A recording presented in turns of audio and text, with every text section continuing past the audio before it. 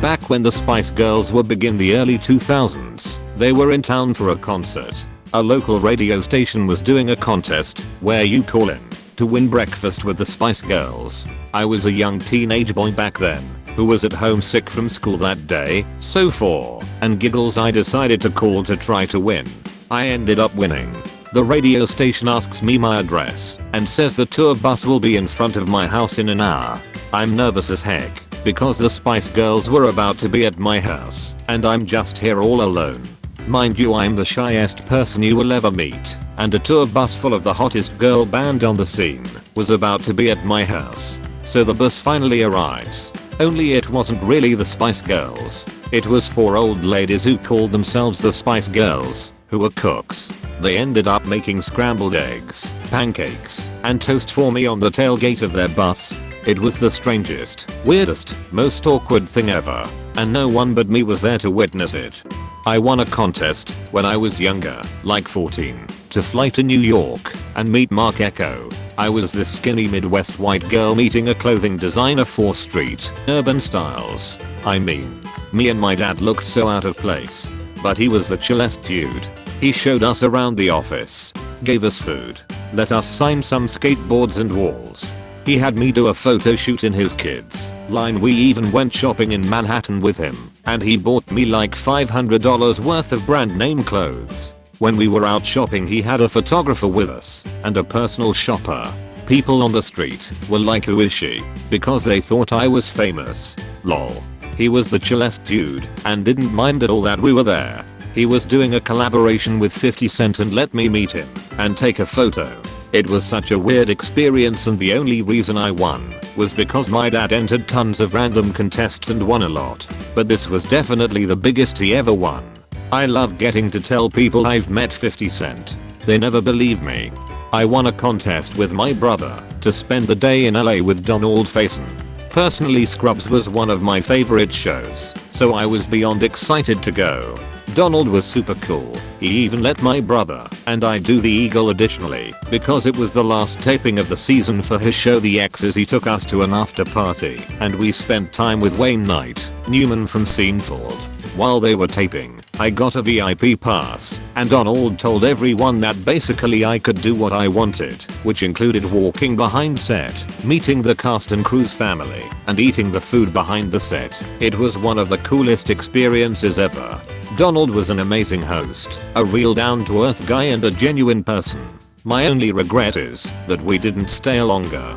I don't know if this quite counts, but in 6th grade I won a science competition called Desubmission and my group got a trip to DC. Our group's mentor was Arthur Fry, the guy who invented the post-it note. I was freaking thrilled and chatted with him non-stop the entire trip, and he couldn't have been more happy about having a bunch of kids hanging on to his every word about science. Flash forward 10 years, and I got started as a reporter covering the Patent and Trademark Office in Alexandria.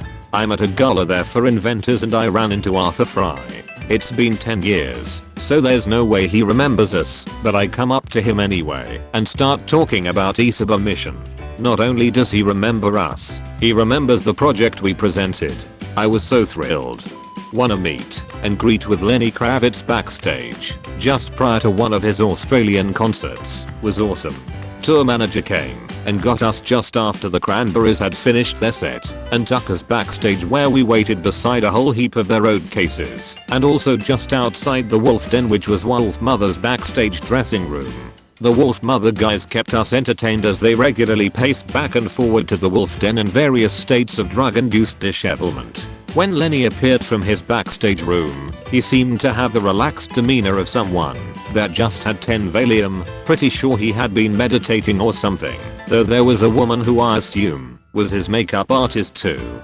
Guy was shorter than I anticipated and smelt really exotic, was super friendly with us, posed for photos, spoke to us, and was one of the most humble, laid-back people I ever met. He then walked on stage and killed it. I was friends with a girl and her brother when I was younger. Their mom suddenly died of cancer while they were still young. A short story contest came up at school that was nationwide and the prize was to visit the Harry Potter set in Europe and meet J.K. Rowling herself, along with some cast members. The prompt was something along the lines of, if anything from the wizarding world of Harry Potter could come true, what would you like it to be and why? To cope with the pain of her mother passing, my friend ended up writing an essay on how she would like a potion that could bring her mom back or just be able to see her and speak to her again. Weeks passed and she got the news that she, out of thousands of entries, won the contest. She got everything they said she would win, the tour and meet and greets. I remember showing us pictures when she got back of the whole experience and how truly kind everybody was. I won one of those ride with a professional snowboarder contests off of the website CCS. I had no idea that people won those things for real, so I was pretty stoked. Apparently I was one of about a couple thousand that entered to win the contest. I was able to take a friend, so I brought my cousin with me to fly out to Los Angeles to go snowboarding. We landed at LAX, and one of the reps picked us up from the airport. He took us all the way to a place called Mount High Resort, which was just a ghetto ski slope full of man-made snow. Not gonna lie, I loved its scatter park feel. The professional snowboarder that I got to ride with was named Stevie Bell. He was a class act, totally genuine dude. Didn't feel like he was forcing himself to be nice, just felt like it was hanging out with one of the homies 10/10ths would do it again. Kind of related. In the 90s, my sister tried calling, at least 100 times, into a radio station to win tickets to meet the Backstreet Boys, and was listening to the radio simultaneously to see if they had a winner yet. Unfortunately, they announced the winner, not my C's, but their voice sounded familiar. Then she realized it was her best friend on the radio. I don't like the Backstreet Boys. I just won for my best friend. So in the end, my sister did kind of win and got to hang out with / fangirl over the Backstreet Boys. I will forever be jealous. Edit. They are still best friends after 20 years. And my sister, being obsessed with Edge, grabbed his jacket and he looked at her tween self like. Then they played some songs and that was that. Got to meet some cast from Back to the Future on the 25th anniversary tour thanks to winning a radio contest. Christopher Lloyd didn't seem like himself due to illness, unfortunately, but Lee Thompson is an absolute sweetheart in person. Only moderately related, but fun nonetheless. A friend of mine came to DC for Obama's inauguration in '09. He's standing outside and looks around just before it starts and notices the guy next to him is Edward Norton. He doesn't say anything because he didn't want to be that guy who ruined the experience for him, but a few seconds later some other people start screaming and making a scene. At this point my friend has stepped over and he just busts a grin and says something like, "Yo, Ron, you got a couple more idiots thinking you're that actor." The fans hushed thinking he was a doppelganger, and my friend got to hang out with Norton after that. I won a lunch with George Takei through a charity auction. We met for lunch on the Paramount lot in Los Angeles. The auction was through a Japanese organization, so he ended up spending a lot of time talking about his experience with WW2 internment camps. It was really interesting to hear his perspective firsthand. Star Trek never came up, which is fine, because I'm more of a Janeway fan than a Kirk fan. After lunch, he took us, there were 3 of us total, me and 2 friends, for a tour of the studio lot. There wasn't any Star Trek stuff to see, except for one really neat little tidbit. He showed us where they filmed the part of Star Trek IV where, at the end of the movie, the crew is splashing around San Francisco Bay with a bunch of out-of-time whales. Turns out, it's just part of the parking lot at the studio. It's sunset, so they flooded. There is a big wall behind the lot that they paint to look like the sky. Finally, before we left, George insisted that we have something autographed by him. We all went into the studio store together. He looked around, trying to find anything Star Trek related, but he couldn't. This was several years ago, before the new movies came out. He walks up to the lady working the register, and he says, using that very distinctive voice / tone of his, "Hello, ma'am, do you have anything Star Trek related?" She looks at him oddly, probably a little starstruck. She doesn't respond. George is looking a little hurried and annoyed. "You see," he says, "I was on the show." Cue everyone breaking into hysterical laughter, except him. Yeah, maybe you had to be there to appreciate it, but there was something remarkable about the way he almost apologetically asserted himself. He was humble and lovable, a true character. Having lived in LA for several years at the time, I'd met a lot of celebrities, but none of them ever were as gracious as Mr. Takei. I had this happen once quite by accident. It was in 1987, and I was hanging out with a friend at her place. We were listening to the radio and the DJ came on saying he had tickets to a concert. I called and damned if I didn't win. The concert was the next weekend. They said they were doing a remote out of the Hard Rock Cafe that day and that I could come get the tickets there.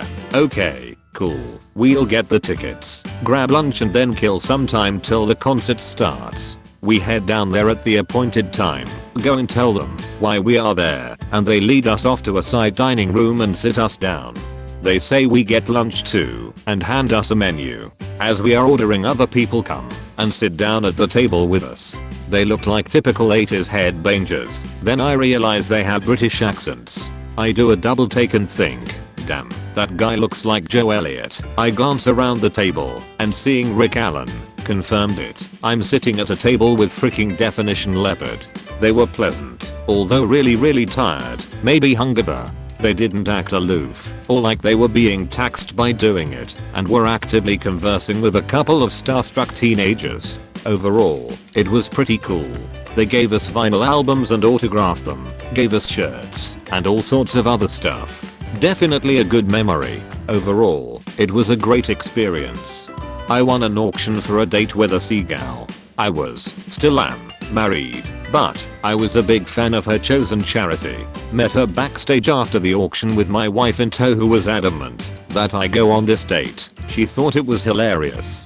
Talked to the very nice cheerleader, and we all had a good laugh at the awkwardness while agreeing to go to the Evergreen Aviation Museum, since I love aviation, and have dinner. Turned out to be a very fun day. She was very interested in the planes and history, and I was more than happy to spew nerd knowledge about all the displays. Had a wonderful dinner with lots of small talk and laughs before calling it a night. We kept in touch. She got married, had kids, and our families try to visit one another 1 to 2 times a year. They're our best friends. So, I'd say it worked out really well. When I was 12, I won a contest to play video games with Linkin Park before a concert of theirs. There were these video game buses set up at the venue that I was asked to wait outside of while security brought the band out. The band ended up only being Rob, the drummer, and my brother-in-law, and I just stood outside the bus and talked to him for like 10 minutes before he left.